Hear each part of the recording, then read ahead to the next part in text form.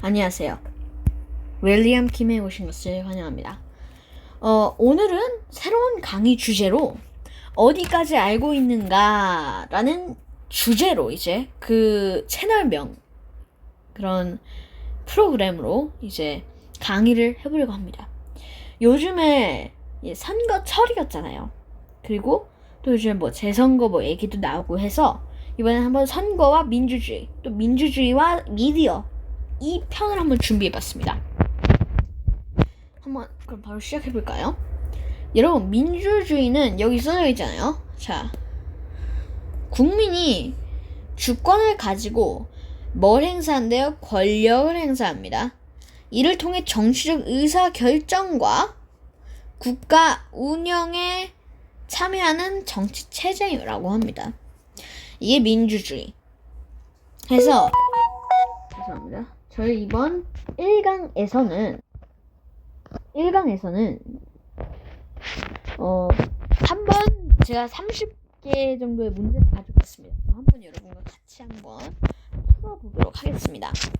자, 1번 문제는 우리나라를 비롯한 민주주의 국가에서는 자신들을 대신할 땡땡을 뽑습니다. 땡땡 이거 뭘까요? 땡땡.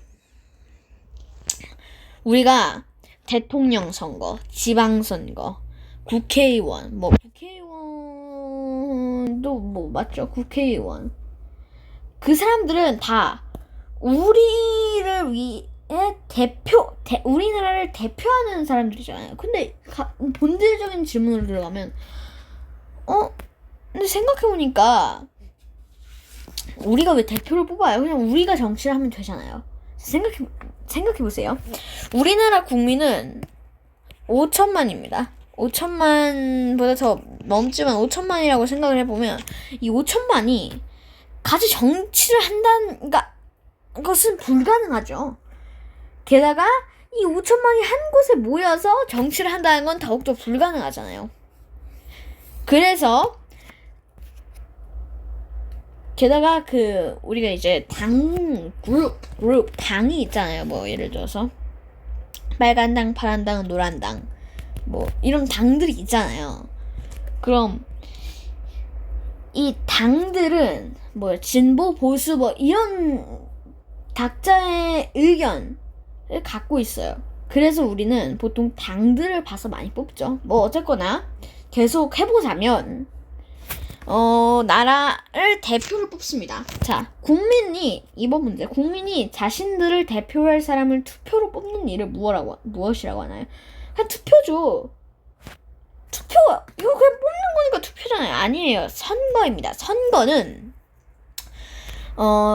아시겠지만 선거는 굉장히 이게 많은 거를 통틀어서 얘기하는 거예요. 투표는 그냥 vote, 우리가 도장 찍고 내는 거를 투표라고 하지만 선거는 이런 게 있죠.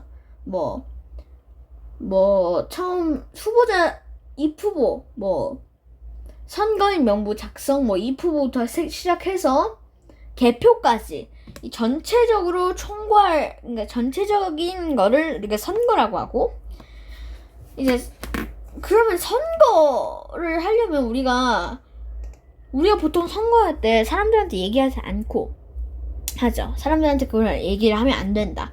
그 다음에 18세 이상이면 누구나 투표할 수 있다.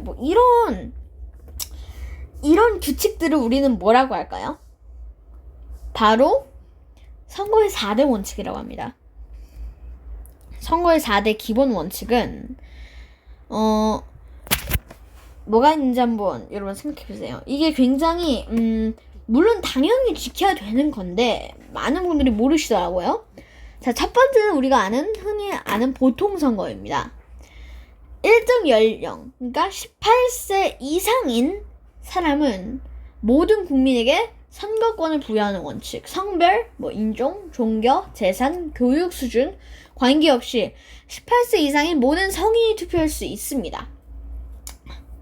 자, 평등선거. 평등선거는 18세 이상의 모든 유권자가 한 명당 한 표를 행사합니다. 게다가 투표의 가치가 동일하도록.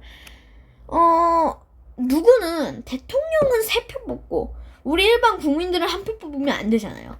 게다가 그 대통령의 한 표가 실제로 우리 국민으로서는 그게 1000표예요. 그러면 그러니까 가치가 똑같아야 된다는 거예요.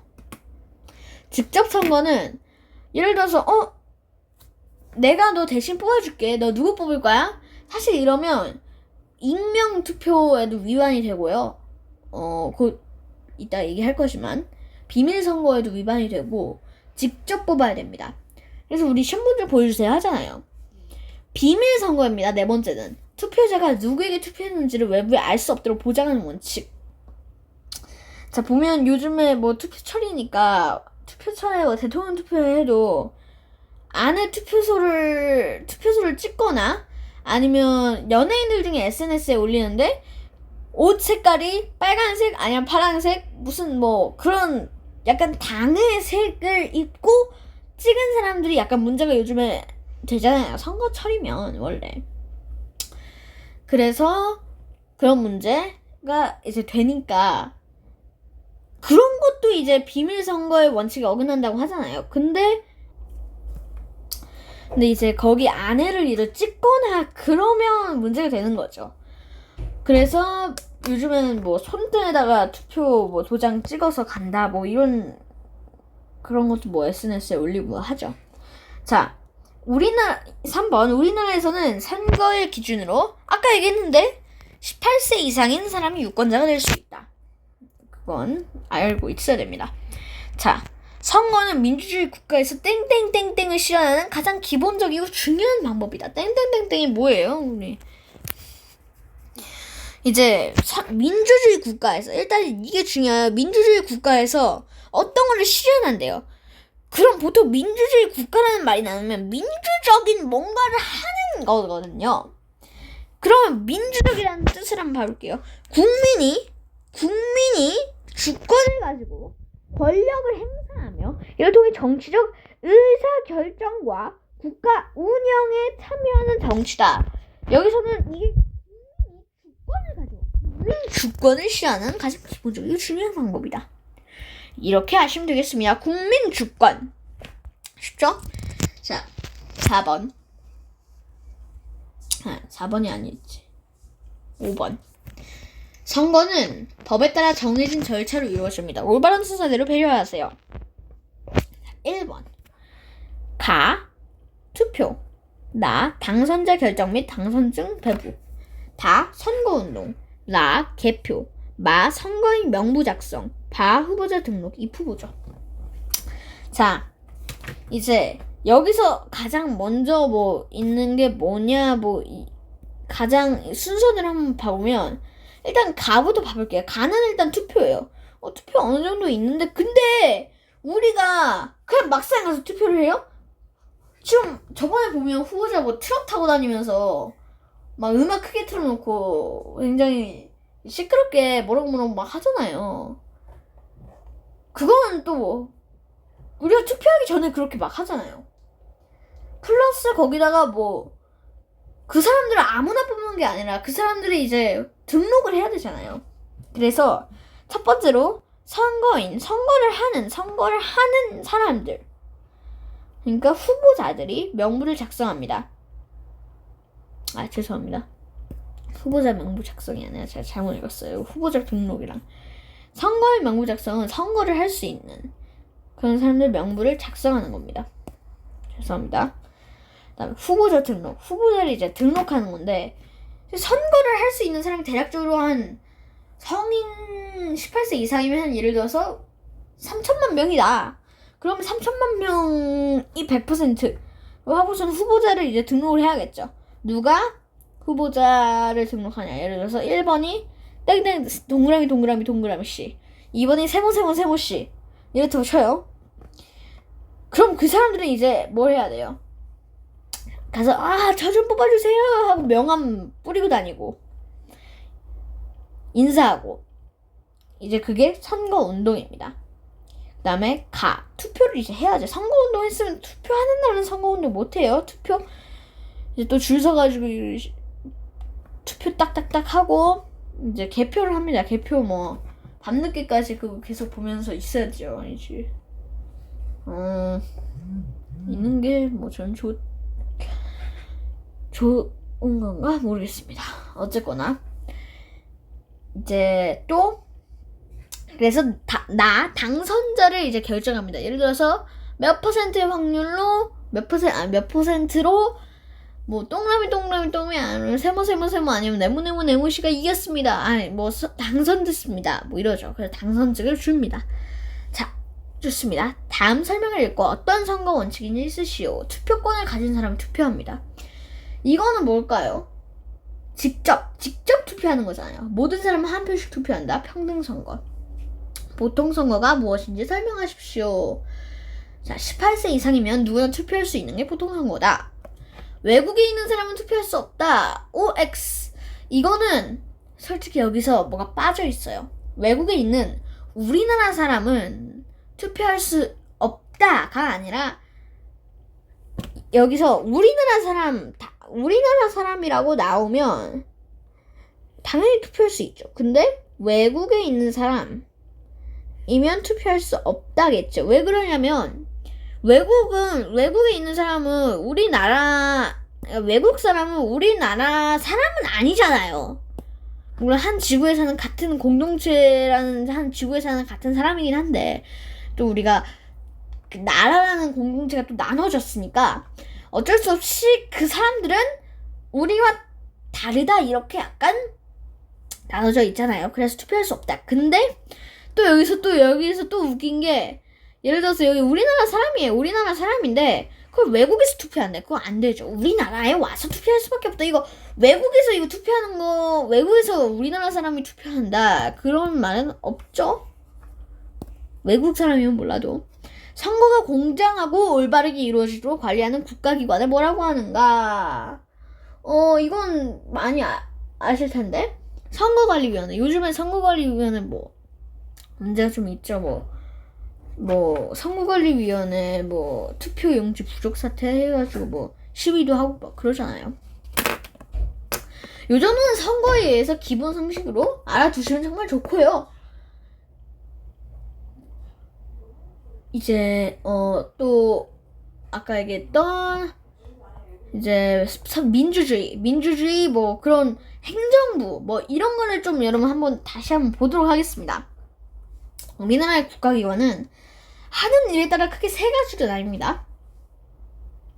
우리가 아는 즉 사람들이 투표하고 뭐 하는 국회, 행정부, 대통령이 짱인 행정부 있죠. 정부라고 하죠. 행정부. 그 다음에 법원, 땅땅땅 재판하는 법원이 있습니다. 좋습니다. 국회가 하는 일은 뭐예요? 국회는 입법을 합니다. 법을 어떻게 해요? 많은 분들이 행정부, 대통령이 법을 만들거나 그렇게 하는 걸로 아시는데 법은 사실은 국회에서 만든다라고 보시면 됩니다. 물론 국회에서만 법을 만드는 건 아니에요. 우리 국민들도 이 법을 만들 수 있는 그런 정부 사이트가 있어요. 근데 그거 몇천 명이 모여야지 할 수 있는 거긴 하지만 대부분 입법을 한다. 그 다음에 국정감사는 좀 이따가 나올 거지만 견제를 합니다. 그러니까 이게 삼권 분립이라고 하는데요. 이 세 개의 국가기관이 있는데 이걸 나눈 이유는 한 국가기관, 예를 들어서 정부가 그냥 하나예요. 그리고 정부의 짱인 대통령이 자기 맘대로 다 하지. 그거를 견제하기 위해서 세 가지로 나뉘는데 국정감사는 국회가 행정부를 하기 위해서 견제하기 위해서 하는 일이다. 이거 국회가 행정부에 장관을 불려서 이거 제대로 하는 일 맞습니까? 이런 식으로 물어본다. 이게 국회가 하는 일. 그 다음에 플러스 예산안 심의 확정입니다. 예산안. 우리가 생각해봤을 때 이 정도 여기 예를 들어서 서울 예산은 한 얼마 정도가 쓸 것 같아요. 대한민국 예산은 600조? 1년에 600조 정도 쓸 것 같습니다. 이런 식으로 하면 이런 거를 예산안을 아주 정확하게, 그러니까 정확한 아니지만 확정 짓는 거를 국회가 한다. 국회의원은 몇 년마다 선출될까요? 4년마다 선거로 선출됩니다. 자, 국회는 국정감사를 통해 땡땡땡이 법에 따라 나라를 잘 운영하고 있는지 확인합니다. 아까 얘기했죠. 행정부가 법에 따라 나라를 잘 운영하고 있는지 확인합니다. 나라의 중요한 일이나 정책을 의논하는 행정부 최고 심의기관을 뭐라고 할까요? 바로 여러분 이거는 굳이 안 외우셔도 돼요. 근데 알아두시면 좋은 게 국무회의입니다. 국무회의. 국무총리 들어보셨을 거예요. 국무총리가 행정부에서 대통령 밑으로 제일 짱이거든요. 이제 국무총리와 대통령이 함께 국무회의를 이렇게 운영합니다. 그래서 뭐 행정부에 있는 뭐 장관들은 이제 무슨 일이 잘 되는지 어떤 걸 뭐 제대로 이렇게 해라 뭐 이런 식으로 하는 게 국무회의예요. 자, 여기서 이제 나오네요. 대통령은 행정부의 땡땡땡입니다. 뭐예요? 책임자이자 나라의 중요한 일을 결정합니다. 우리나라의 잠시만요. 우리나라의 땡땡 잠시만요. 빠졌네요, 뭐가. 우리나라의 잠시만요. 빠졌어. 우리나라의 땡땡으로 우리나라의 대표로 잠시만요. 네, 죄송합니다. 대표로 나라의 중요한 일을 결정한다. 이렇게 되겠습니다. 그렇습니다. 국무총리는 대통령이 직접 임명합니다. 그런데 이제 국무총리는 대통령이 직접 임명하는데 이제 누구의 동의를 얻어서 할까요? 국회의 동의를 얻어서 임명이 됩니다. 법원은 사람들 사이에 다툼이 생기거나 범죄가 발생했을 때 뭐를 통해서 재판을 통해서 옳고 그름을 가립니다. 뭐 재판은 뭐 사실 형사재판 뭐 등등 있는데 이건 사실상 우리 뉴스에 나타나는 건 형사재판이니까 뭐 뉴스 자주 보시면 형사재판만 알고 계셔도 뭐 상관없습니다. 뭐 재판 사실 뭐 많지는 않죠. 뭐 그러니까 재판 우리가 보는 것만 생각을 하면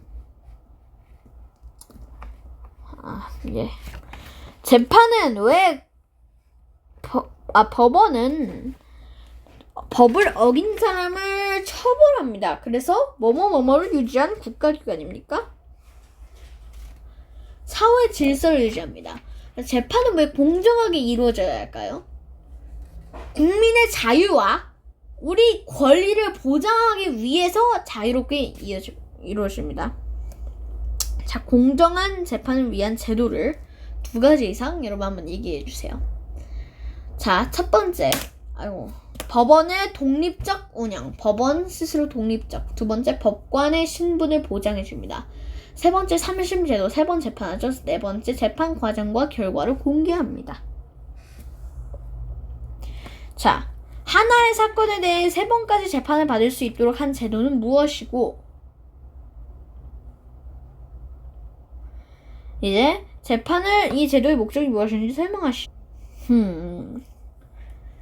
자, 3심 제도고 잘못된 판결로 억울한 일이 생기는 것을 막기 위해서다. 우리나라에서는 국회, 행정부, 법원이 국가 권력을 나누어 받도록 헌법으로 정해놓았는데 이를 무엇이라 하나? 삼권 분립, 권력 분립이라고 합니다. 세계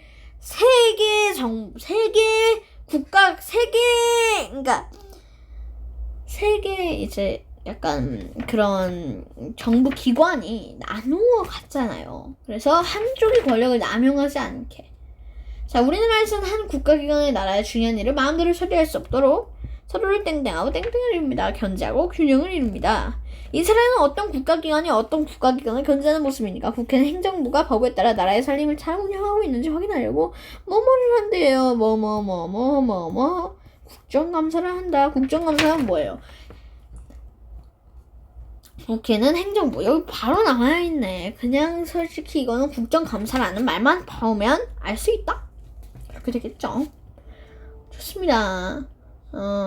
자, 이제 사람들이 정보를 주고받으며 의사소통하기 위해 사용하는 수단을 우리는 미디어라고 하죠. 민주주의에서 미디어의 역할을 쓰면, 민주주의에서 미디어 역할은 무엇인지 한번 보면, 많은 사람에게 새로운 사실을 전달해주고, 사회적인 가치나 규범을 제시해줍니다. 또, 사회 문제를 지목하고 해결 방안을 제시해줍니다. 좋습니다. 사실과 다른 내용을 진짜처럼 꾸며서 전달하는 정보를 우리는 허위 조작 정보, 가짜 뉴스, 가짜 정보라고 하죠. 예전에 코로나19 했을 때 숨을 10초 참을 수 없으면 코로나다. 이런 거 있었잖아요. 그런 게 허위 조작 정보다. 28번의 답, 허위 조작 정보로 사람들이 올바르지 못한 인식을 갖게 되어 잘못된 여론을 형성하면 합리적인 땡땡땡한 방해에 민주주의를 위협할 수 있다. 의사결정. 미디어의 내용을 땡땡땡으로 분석해 보는 것이 중요하다. 비판적으로 분석하여 이용하는 것이 중요하다. 와우. 굉장히, 사실 이게 좀 어려울 수 있습니다, 여러분. 근데 좀 어렵더라도, 이런 거는 좀 그래도 잘 해보면, 이런 거 생각보다 어렵진 않거든요. 그래서 어렵지 않으니까 한번 제 강의 여러 번 들으면서 또 재선거 그런 이야기 나오잖아요. 그러니까 사실 잘 모르지만 저는 정확하게 누가 좋고 누가 나쁘고 모르지만 그냥 재선거를 할 수도 있고 안 할 수도 있잖아요. 근데 이제 재선거를 안 하든 언젠간 또 선거를 해야 하니까 요 강의 한번 들으시면서 공부하시면 좋겠고요. 그러면 오늘 강의는 여기서 마치도록 하겠습니다. 감사합니다. 다음 시간에 더 재밌고 유익한 강의로 돌아오도록 하겠습니다. 감사합니다.